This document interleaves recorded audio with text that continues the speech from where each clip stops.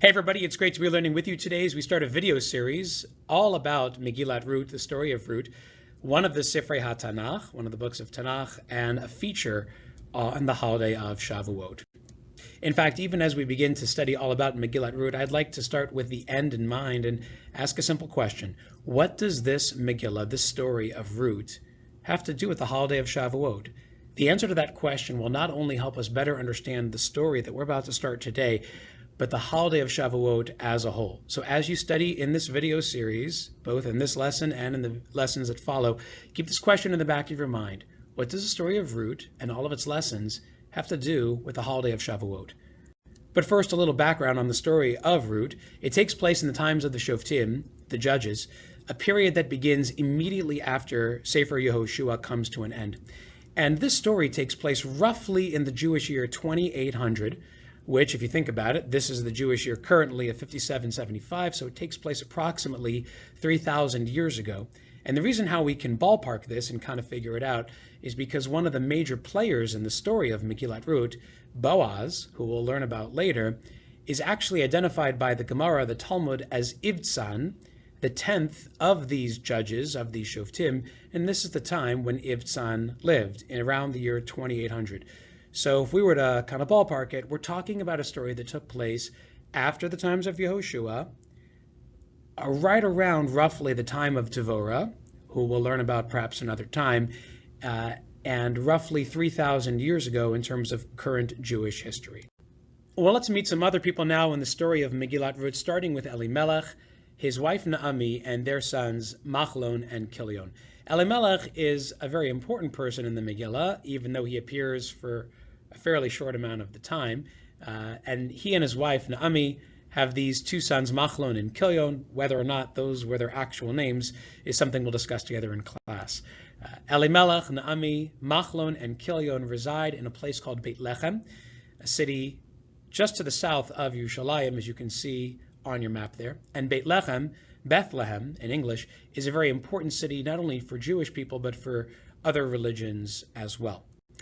Well, in the town of Beit Lechem, around the time of this story, there's a terrible famine, there's a terrible drought that devastates the land. People are hungry, people are suffering. And they turn to Elimelech as the leader of Beit Lechem for help. Now, Elimelech was a wealthy man, he was a man of means, and for a while he was supporting the people of Beit Lechem during this terrible time when there wasn't a lot of food, but eventually he and his family got pretty tired of having to single-handedly support everyone in the city.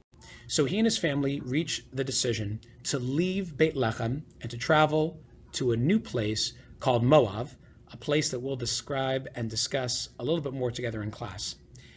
And they moved to Moab and they started a new life there. Machlon and Kilion marry girls from Moab, not just any girls, but the daughters of the former king of Moab, a man by the name of Eglon, who we'll learn about perhaps one day in Tanakh together. And Machlon and Kilion marry these royal girls. Elimelech and Naomi set up a new life, and everything seems to be going pretty well until it doesn't. The Megillah reports to us that Elimelech dies suddenly after arriving in Moab. And about 10 years after that, his sons Machlon and Kilion also mysteriously die, leaving Naomi a widow with no husband and no sons, just her two daughters-in-law, Ruth and Orpah.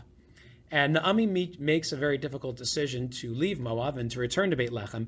Difficult because you can imagine going back to a place where she turned her back on it years before wouldn't be so simple. And she discourages Ruth and Orpah from coming with her because she knows it's going to be a very difficult transition. Now, Orpah listens to Naomi and stays back in Moab, but Ruth is very determined. She says, I'm not going to leave you.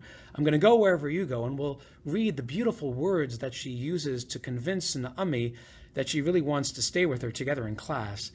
Eventually, Naomi gives in and she accepts Ruth as her sidekick on this very difficult journey back to Beit Lechem, and that's where the first chapter of Megillat Rut ends, with Naomi, who used to be a very important person, now a broken person, a person without a husband, without her sons, poor, and returning to a city where it's likely she would not be welcomed with open arms because of the way she left years earlier. When we get back together in class, we're going to discuss some important issues as we read along from our Tanachim, the story of Megillat Rut, beginning with the question, of whether or not Elimelech was wrong for leaving Bethlehem in the first place. What would you have done? Would you have stuck around or would you have gone? We'll also have a chance to explore what made Ruth go along with Naomi in the first place. This was obviously a huge life change on her part, going to a strange place, to people she didn't know, to a land she had probably never gone to before. What made Ruth decide to go with Naomi? What drove her decision? And finally, we'll take a closer look at the city of Moab and why it's important to know some of the backstory, some of the history behind that place, and how it figures into the next chapters that follow. All of that and much more coming up when we continue Megillat Rut together in class. Looking forward to learning with you when we return.